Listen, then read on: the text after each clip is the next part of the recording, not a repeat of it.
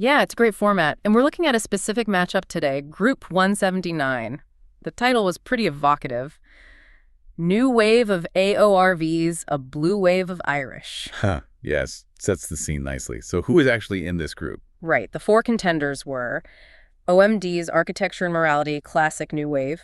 Then T-Pow with The Bridge of Spies, big AOR sound there. Okay. And then rounding it out, Stains Chapter 5, more hard rock, and the Corrs in blue, which is very much pop. Got it. So our goal here is to figure out why the final ranking shook out the way it did. What were the specific points in the critique? Exactly. Let's unpack it. Starting at the bottom, fourth place went to T-Pow, Bridge of Spies.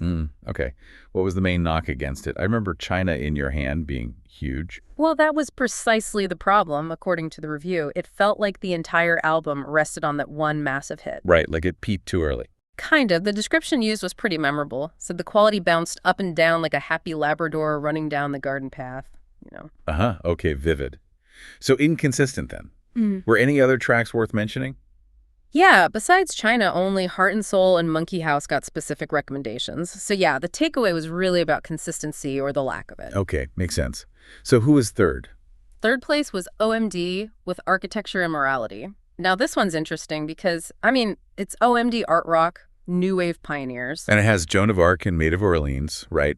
That's a massive 1-2 punch. How did that end up third? Yeah, the sumptuous double hit, as the review called it. But the overall feeling was that the album kind of drags its feet. Dragged its feet. How so? Too experimental. Pretty much. Too reliant on the synths, maybe a bit too overtly experimental in places. It seems the density of it, the art rock nature, just didn't hold up as a consistent listen compared to the others. Accessibility lost out.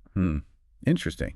Okay, so that leads to top two. Second place. Second place went to the Corrs with In Blue. This is their big 2000 album. Very, very commercial sounding. Yeah, I remember that one. Lots of radio play, very polished pop with that sort of Irish folk touch they do. Exactly. Inoffensive pop, but really well crafted. And here's the kicker, the production. Guess who produced it? I don't know. Robert John Mutt-Lange. Get out. Mutt-Lange, Mr. AC/DC, Def Leppard, Shania Twain, producing the Corrs. The very same. And you can kind of hear it, that super polished, layered sound. The review mentioned the opener Breathless specifically, noting its foot-tapping catchability. It shows what that high-level production can do for pop. Wow, okay. That is interesting. Which means the winner, overcoming all that, was... Stained, Chapter 5. Right. The hard rock album. Maybe not super hard, but definitely rock. So how did that win against new wave classics and Mutt-Lange pop? Well, the review pointed to it being hard-edged, but also, surprisingly, quite melodic. And crucially, it mentioned the strength of the second half of the album, consistency again. Okay, so consistent quality, melodic rock carried the day. Even though, weren't there some slightly funny comparisons made? Oh, yeah. Quite amusing, actually. Right Here apparently sounded like Three Doors Down. Okay. And Paper Jesus sounded like, and I quote, Nickelback took over the studio. Ouch. Okay, so even with those comparisons, it still won. Seems so. The overall strength, the melodic quality, and that consistent back half just made it the most sort of reliable and enjoyable listen of the four, according to this review. So let's sum up Group 179 then. The winners moving on are Stains Chapter 5 in first, and the Corrs in Blue in second. That's right. Melodic rock and polished pop advance.